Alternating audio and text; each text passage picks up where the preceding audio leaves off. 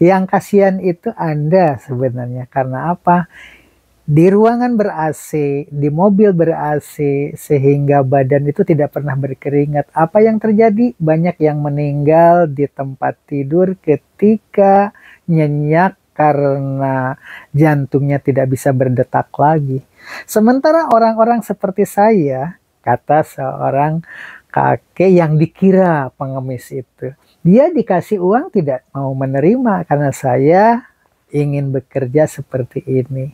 Membersihkan sampah-sampah yang ada di mana-mana itu diambil dan didaur ulang.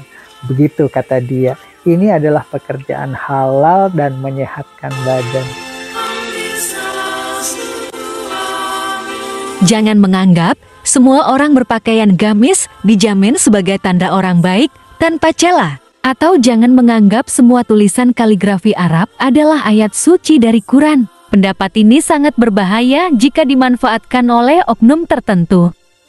Pakaian seperti ini, wataknya seperti tadi. Beda lagi kalau yang ini. Nah, ini berarti gaya Baduy ya. Bali. Ya, ini pakaian Bali.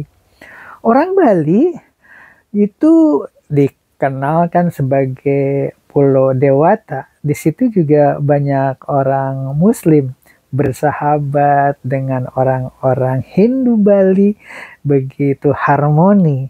Dan orang-orang Islam bahkan termasuk negara Arab Saudi saja, Raja Salman pada saat itu datang berwisata ke Bali dan didampingi oleh Pak Jokowi kan pada saat itu. Di Bali dan di Philadelphia, Amerika, tidak semua orang di sana baik atau jahat. Dihebohkan oleh sebuah penampakan nyata yang bikin publik tercengang. Terjadi di Philadelphia, Amerika Serikat. Penampakan kota zombie ini pun benar-benar bikin bulu kuduk merinding. Dimana kita kala kampanye selalu mengagung-agungkan negara maju seperti Jepang, Amerika, negara-negara yang super power begitu. Masyarakat Indonesia terbuai dengan nama yang sebesar itu. Sementara kalau kita lihat di Arab Saudi, khususnya di suku Baduy. Suku Baduy ini hidupnya sangat sederhana. Anak-anak saja mainnya itu terjun di dalam sumur. Sumur yang 10 meter, terjun tanpa pengaman.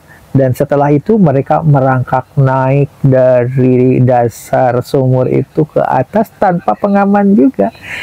Begitu juga dengan permainan-permainan dengan binatang, bekerja keras, mengembala kambing atau biri-biri. Pengaruh media sosial memperlihatkan tempat wisata yang glamor, kehidupan di mall, kehidupan di cafe, di apartemen, di kereta api listrik, pesawat terbang milik pribadi, di kapal pesiar dengan minuman beralkohol tinggi, serta obat-obat doping, dan sebagainya. Itu tampaknya mimpi indah. Apakah benar indah? Kita masih boleh bangga karena masih ada anak di Indonesia yang melestarikan budaya kearifan lokal. Jalan kaki, kerja keras, gaya hidup hemat, tidak boros, membiasakan diri dengan makanan lokal dan sebagainya. Manusia zombie di Philadelphia, Amerika Serikat berikut ini seharusnya jadi bahan perenungan anak milenial. Ini adalah dampak kebebasan yang kebablasan. Tidak semua orang Amerika seperti ini. Mereka yang taat beragama juga masih banyak. Begitu juga di Indonesia, pelestari kearifan lokal juga masih banyak ketimbang yang gaya hidupnya seperti sebagian orang di Philadelphia pada video ini. Tapi budaya di Indonesia sekarang ini untuk anak-anak walaupun berada di desa, kalau tidak memiliki kendaraan seperti di dalam konten sebelumnya ya lebih baik tidak sekolah. Kalau tidak ada yang nganter, harus selalu naik motor. Beda dengan di suku Baduy. Mari kita bandingkan bagaimana kehidupan di Amerika Serikat yang selalu mewah-mewahan itu, yang serba bebas, seolah-olah surga itu ada di dalam benak mereka. Benarkah hidup bebas seperti di sebagian besar penduduk tunawisma Philadelphia itu membuat manusia berbahagia? Jadi yang sebelah kanan dengan sebelah kiri ini kita bandingkan ya. Selamat menyaksikan. Gambar di sebelah kiri di negara Oman, negara terkaya nomor 5 dunia. Makanya turis bule aja sampai heran. Dan Arab Oman ini terkenal dengan keramah tamahannya sejazirah Arab. Makanya banyak orang yang penasaran tentang negara Oman ini. Video di sebelah kanan ini dari channel Al-Wasifa Marquardt dan Arik Tuito. Realita kehidupan di Philadelphia Street, negara bagian Amerika yang hidupnya sangat bebas. Philadelphia merupakan sebuah kota terbesar di Amerika Serikat yang akhir-akhir ini menyedot perhatian publik. Philadelphia yang dikenal dengan sebutan Zombieland ini merupakan salah satu distrik yang isinya terdapat orang-orang berperilaku layaknya seorang zombie. Di negara bagian Amerika Serikat ini, gaya hidupnya sejak kanak-kanak jauh berbeda dengan suku Badui di Arab Saudi, negara kaya yang hidup masyarakatnya bersahaja dan bersyukur. Selain itu, begitu banyak ditemukan para tunawisma atau gelandangan yang tak memiliki tempat tinggal di sepanjang pinggir jalan kota tersebut. Naik kuda, mengembala biri-biri, berburu, bermain dengan kadal gurun, loncat ke dalam sumur, naik tanpa pengaman, loncat ke dalam sumur, dan terus bermain seperti itu. Itulah budaya Arab Badui yang bersahaja, orang kaya, tapi seperti masyarakat tertindas di Palestina, maka ketika berperang melawan penjajah, Palestina bisa hidup darurat, bahkan mereka tidak takut hidup dalam terowongan di dalam tanah. Namun di Qatar, mulai glamor tak Nah, dampak ekses negatifnya kalau orang yang kurang berpendidikan ya seperti ini. Banyak sekali orang yang menganggap orang Arab itu adalah orang-orang baik. Sehingga ada wisata halal katanya. Nikah dibatasi waktunya. Nikah mut'ah di masa awal Islam adalah suatu hal yang halal, kemudian hukum dihapus, nikah mut'ah lalu menjadi haram hukumnya hingga pada hari kiamat kelak. Mengapa nikah kontrak itu haram? Mari kita kaji. Dan naik haji ke Arab Saudi pada saat itu, kenapa di depan Ka'bah itu kok jarang sekali ada orang Arab di situ? Rata-rata dari luar. Ternyata ketika saya datang ke masjid-masjid di sekitar Ka'bah, mencoba datang ke situ, disitulah kumpul orang-orang Arab melakukan salat di luar Masjidil Haram. Masjidil Haram hanya diperuntukkan orang-orang dari luar Arab, memberikan kesempatan. Nah, ini untuk orang-orang Arab yang bertakwa. Tetapi ada orang Arab yang memanfaatkan situasi. Ketika jemaah haji itu datang ke Arab Saudi, maka pesawatnya ketika pergi keluar Arab kosong. Dan tiketnya sangat murah. Maka banyak orang-orang Arab ketika musim haji, mereka berwisata ke Puncak Bogor. Mereka pergi kemanapun juga karena tiket pesawatnya sangat murah dan ringan. Daripada pesawat kosong, makanya orang-orang mengendarai datang ke Jawa atau datang ke Indonesia, datang ke Malaysia, mempergunakan pesawat yang kosong tadi. Karena biasanya kan orang naik haji berdatangan ke Arab Saudi dengan penuh penumpang, dan ketika kembali untuk mengangkut para jemaah, pesawat itu kosong.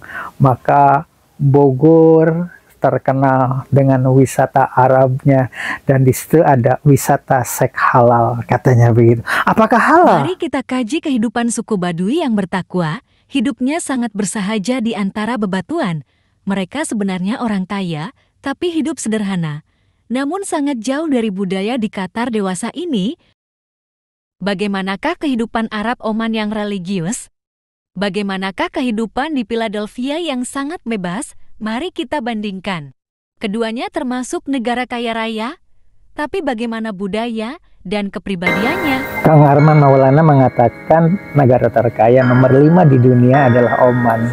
Lihat bagaimana di sini menjual kambing atau domba, memakai pakaian yang luar biasa indah ya. Seolah-olah mereka itu mau pergi ke pesta.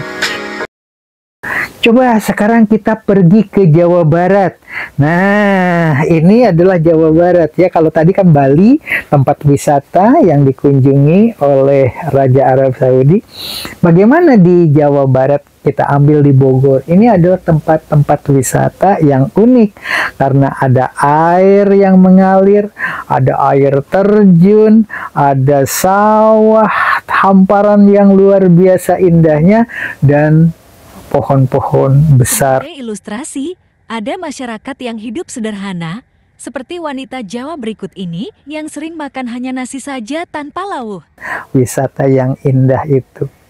Bedanya di negara-negara maju, biasanya kalau tempat wisata itu indah, bersih karena dijamin oleh keamanan yang mendapatkan upah yang memadai, sehingga masyarakat di situ ikut melestarikan karena kesejahteraan. Sementara di negara-negara berkembang, menciptakan tempat wisata itu menjadi daerah buruan para pedagang kaki lima dan tidak sadar kalau kebersihan di lingkungan tersebut merupakan senjata untuk mendatangkan para wisatawan datang ke lokasi. Nah, karena berebutnya lapak, dan setelah itu mereka bekerja keras dan untungnya tidak seberapa itu, akhirnya tempat-tempat itu penuh dengan sampah karena tidak sempat membersihkannya. Tidak ada petugas khusus untuk membersihkan lapak-lapak tersebut, dan yang berdagang di situ hanya untuk mencari keuntungan. Setelah itu dia berburu mencari barang-barang yang akan diolah untuk dijual di tempat tersebut. Nah, oleh sebab itu tempat pariwisata juga harusnya ditangani secara profesional. Dari mana uangnya? Nah, oleh sebab itu mari kita lihat pendapatan Indonesia dari emas saja, belum lagi perak, intan, berlian, minyak, gas bumi, termasuk kayu-kayu hutan Kalimantan misalnya. Kita akan lebih sejahtera dibanding dengan negara-negara lain. 71 ton emas per tahun. Argentina menghasilkan 72 ton emas per tahun. Brasil menghasilkan 85 ton emas per tahun. Sudan menghasilkan 93,1 ton emas per tahun. Uzbekistan menghasilkan 100 ton emas per tahun. Kazakhstan menghasilkan 100 ton emas per tahun. Afrika Selatan menghasilkan 101 ton emas per tahun. Meksiko menghasilkan 110 ton emas per tahun. Peru menghasilkan 130 ton emas per tahun. Ghana menghasilkan 130 ton emas per tahun. Indonesia menghasilkan 160 ton emas per tahun. Kalau negara maju itu kumulatif bertambah-tambah, tambah indah, masyarakatnya tambah disiplin, dan para wisatawan pun berkunjung begitu ramainya.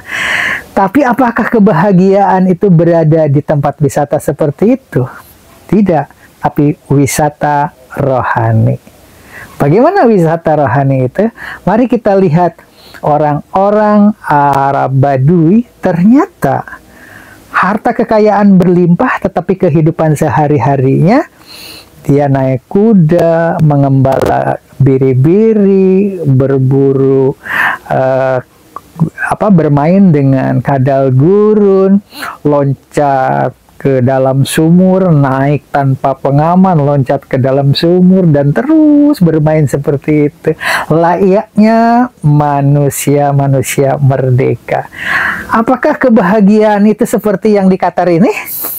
Apakah kebahagiaan itu seperti di Badui tadi? Apakah kebahagiaan itu ada di Bogor seperti yang tadi kita ceritakan? Nah, dampak ekses negatifnya kalau orang yang kurang berpendidikan ya seperti ini. Banyak sekali orang yang menganggap orang Arab itu adalah orang-orang baik. Sehingga ada wisata halal katanya. Nikah dibatasi waktunya. Banyak orang yang datang ke Bogor ini seperti tampak di berita seperti ini. Mereka menikah halal. Semoga masnya juga sehat selalu, diparingi lancar terus rezekinya. Amin, amin, amin. Terus hamba Allah yang ngasih 300.000 Mbak doakan dong. Ya, semoga Allah memberikan rezeki yang lebih besar, dan semoga dilancarkan terus rezekinya yang udah dikasih wah sama saya mah. Iya, amin, amin. Masjid-masjid di sekitar Ka'bah mencoba datang ke situ, disitulah kumpul orang-orang Arab melakukan salat di luar Masjidil Haram. Inilah pentingnya pendidikan Jangan lihat karena suku Arab atau Amerikanya, tapi lihat perangainya, lihat kepribadiannya, dan ketakwaannya yang utama. Negara-negara yang superpower begitu. Nah, sementara masyarakat Indonesia terbuai dengan nama yang sebesar itu. Sementara kalau kita lihat di Arab Saudi, khususnya di suku Baduy ini hidupnya sangat sederhana. Anak-anak saja mainnya itu terjun di dalam sumur yang 10 meter, terjun tanpa pengaman, dan setelah itu mereka merangkak naik dari dasar sumur itu ke atas tanpa pengaman juga. Begitu juga dengan permainan dengan binatang, bekerja keras, mengembala kambing atau biri-biri, dan pergi ke sekolah juga tidak seperti di Indonesia. Walaupun jaraknya 300 meter saja harus diantar dengan motor. Orang-orang Indonesia manja-manja sekarang ini anak-anaknya. Kalau saya dulu masih kecil ya seperti orang Baduy ini, pergi ke sekolah jalan kaki. Tapi budaya di Indonesia sekarang ini untuk anak-anak, walaupun berada di desa, kalau tidak memiliki kendaraan seperti di dalam konten sebelumnya, ya lebih baik tidak sekolah. Kalau tidak ada yang nganter, harus selalu naik motor. Beda dengan di suku Baduy. Mari kita bandingkan bagaimana kehidupan di Amerika Serikat yang selalu mewah-mewahan itu, yang serba bebas, seolah-olah surga itu ada di dalam benak mereka, direalisasikan dalam kehidupan sehari-hari. Kenyataannya seperti di Philadelphia Gambar ini. di sebelah kanan adalah Jadi yang kehidupan sebelah bebas kanan di dengan negara sebelah bagian kiri ini Amerika. kita bandingkan ya. Selamat menyaksikan. Gambar di sebelah kiri di negara Oman, negara terkaya nomor 5 dunia. Makanya turis bule aja sampai heran. Dan Arab Oman ini terkenal dengan keramah tamahannya sejazirah Arab. Makanya banyak orang yang penasaran tentang negara Oman ini. Video di sebelah kanan ini dari channel Al-Wasifah Marquardt dan Arik Tuito. Realita kehidupan di Philadelphia Street, negara bagian Amerika yang hidupnya sangat bebas. Philadelphia merupakan sebuah kota terbesar di Amerika Serikat yang akhir-akhir ini menyedot perhatian publik. Philadelphia yang dikenal dengan sebutan Zombieland ini merupakan salah satu distrik yang isinya terdapat orang-orang berperilaku layaknya seorang zombie. Tingkah laku aneh mereka diketahui disebabkan karena maraknya pengedar serta pecandu narkoba yang menyebar luas pada kota tersebut. Selain itu, begitu banyak ditemukan para tunawisma atau gelandangan yang tak memiliki tempat tinggal di sepanjang pinggir jalan kota tersebut. Bandingkan dengan kesederhanaan janda cantik yang ditinggalkan suaminya berikut ini. Hidup senatang kara makan pun seadanya. Tapi sesungguhnya budaya seperti ini yang bisa melestarikan budaya bangsa. Tahan terhadap gempuran pengaruh gaya hidup mewah. Assalamualaikum warahmatullahi wabarakatuh. Kecil Arab Baduy seperti apa? Nah, seperti ini. Zaman modern seperti sekarang, kebanyakan anak kecil mainannya gadget, tapi tidak dengan anak-anak Arab Baduy. Tempat mainnya anak Arab Baduy anti mainstream, main air di dalam sumur yang dalamnya hampir 10 meter. Luar biasa. Di saat anak-anak di perkotaan main ke kebun binatang, anak Arab Baduy malah berburu kadrun atau kadal gurun, orang Arab menyebutnya dob. Nah, aktivitas anak Arab Baduy seperti ini dari kecil sudah dididik kerja keras dan hidup sederhana. Mengembala kambing dalam jumlah banyak, Masya Allah, walaupun Arab Baduy kaya raya, tapi ngedidik anaknya hidup sederhana. Luar biasa ya. Pergi ke sekolah, biasanya anak-anak di kota diantar pakai mobil atau motor, anak Arab Baduy malah naik keledai. Luar biasa, pemandangan yang langka ya. Kebanyakan orang Arab Baduy tinggal di lembah gunung bebatuan, di tempat yang jauh kemana-mana. Kalau anaknya pergi ke sekolah seperti ini, kalau nggak naik keledai, naik mobil seperti ini, melewati jalannya yang lumayan ekstrim. Lihat sampai bergelantungan seperti itu ya, Masya Allah. Doa saya buat teman-teman yang menonton video ini, mudah-mudahan Allah mudahkan segalanya. Allah panggil untuk datang ke dua tanah suci Mekah dan Madinah untuk menjalankan ibadah haji dan umroh. Keputusannya ada pada diri masing-masing. Silahkan netizen mau memilih yang mana, apakah memilih di gurun pasir seperti di Arab Saudi tadi atau seperti di Philadelphia. Oleh sebab itu, para generasi muda harus kita bina dari mulai sekarang.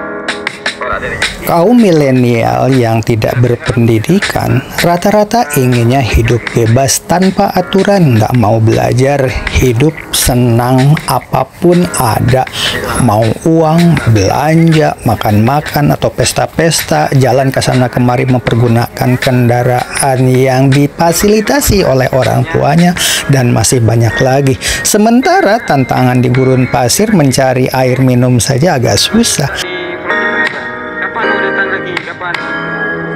Sumur, dan sumurnya di dalam batu seperti ini. Nah, ini dia sumur yang tadi diambil airnya sama Arab Baduy. Jadi setelah ngambil air ditutup pakai batu seperti ini. Dan luar biasa Allah menyiapkan sumber mata air di celah bebatuan dan airnya bening luar biasa. Tempat tidurnya. Di sini tempat tidurnya Mbak Viro. Nah, nih. Nih Mbak Viro. Hah? Ya ada. Loh, kok bisa nggak ada, Mbak?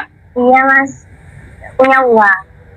Loh, kemarin kan dikasih uang sama saya. Iya. Yang dari apa? Dari hamba Allah itu. Iya. Kemarin kan itu udah habis mas uangnya mas. Dan buat bayar utang itu. Oh, yang utang 500.000 itu? Tak kasih timbang saya. Dan mewahnya. Kang Arman Maulana mengatakan negara terkaya nomor 5 di dunia adalah Oman. Lihat bagaimana di sini menjual kambing atau domba, memakai pakaian yang luar biasa indah ya. Seolah-olah mereka itu mau pergi ke pesta. Indonesia juga bisa seperti itu. Mari kita lihat dari penghasilan emas. Negara Indonesia itu sangat kaya raya sekali. Baru dari emas saja, mari kita bandingkan dengan Uruguay, dengan India, dengan Amerika Serikat, dengan berbagai macam negara termasuk Fiji, Prancis, Malaysia, Produksi emas Madagaskar mencapai 1,5 ton per tahun. Nah, mari Produksi kita emas Kamerun mencapai amati ya. Ini 1,7 baru ton satu per tahun. pendapatan Produksi emas saja, Kepulauan itu dari Solomon emas. mencapai 1,8 ton per tahun. Produksi emas Honduras mencapai 1,9 ton per tahun. Produksi emas Malaysia mencapai pukul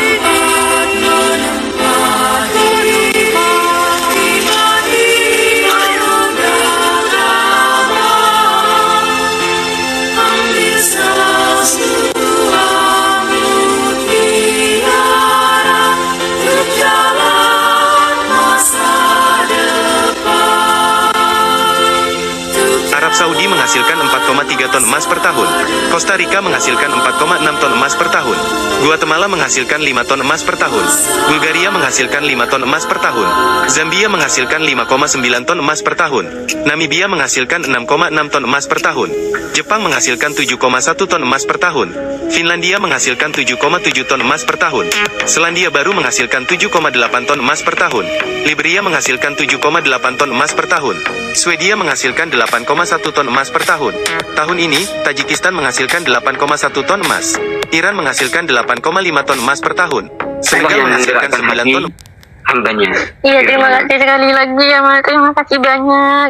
Semoga masnya juga sehat selalu, diparingi lancar terus rezekinya. Amin, amin, amin. Terus hamba Allah yang ngasih 300.000 Mbak doakan dong. Ya, semoga Allah memberikan rezeki yang lebih besar. Dan semoga dilancarkan terus rezekinya yang udah dikasih uang sama saya mah. Iya, amin, amin. Semoga dijauhkan segala mana bahaya. Amin. Dan semoga selalu dalam lindungan Allah. Amin, amin, amin. Udah itu aja. Al-Fatihah satu kali, Mbak. Al-Fatihah. A'udzubillahi minasyaitonirrajim. Bismillahirrahmanirrahim. Alhamdulillahirabbil alamin. Arrahmanir rahim. Maliki yaumiddin. Iyyaka na'budu wa iyyaka nasta'in. Ihdinas siratal mustaqim. Siratal ladzina an'amta 'alaihim ghairil maghdubi 'alaihim waladdallin. Amin. Mudah-mudahan amalnya diterima ya Mbak ya. Iya. Dan itu saya harap biar Mbak hidupnya nggak beban. Mbak punya hutang 500.000. Iya. Tempoh hari sudah dibayar. Sudah bayar mas 200.000. Dan pas, kenapa kok pas ya? Hamba Allah yang menitipkan uang ke saya ini 300.000. Mungkin yang tahu hanya saya dan orang yang dan hamba Allah yang memberikannya. Ini nilainya yang tempoh hari itu 200, yang ini 300. Itu ya, 300. Siapakah hamba Allah itu saya nggak mau sebut di sini. Intinya yang merasa menjadi hamba Allah yang memberikan 300.000 ini, mudah-mudahan amalnya diterima oleh Allah.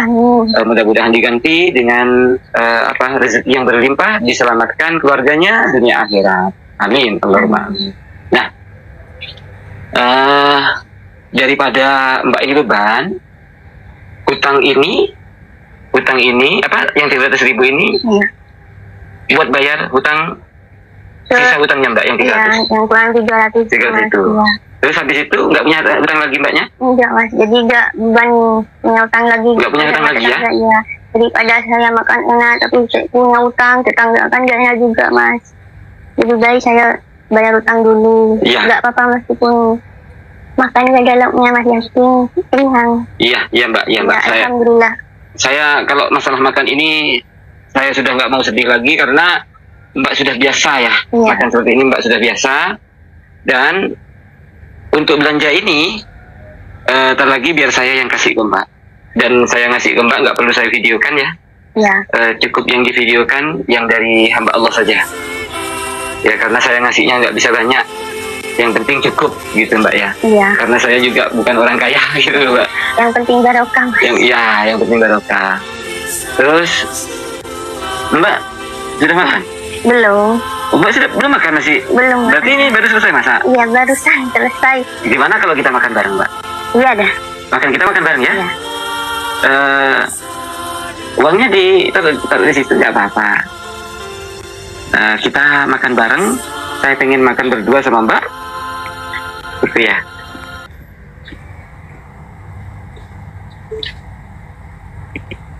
Belum punya piring lagi? Ini Mas cuma satu doang. Ini punya Masnya ada pakai ini aja. Sudah, saya pakai. Enggak apa-apa aja Mas. Saya pakai yang itu Mbak. Saya pakai yang itu.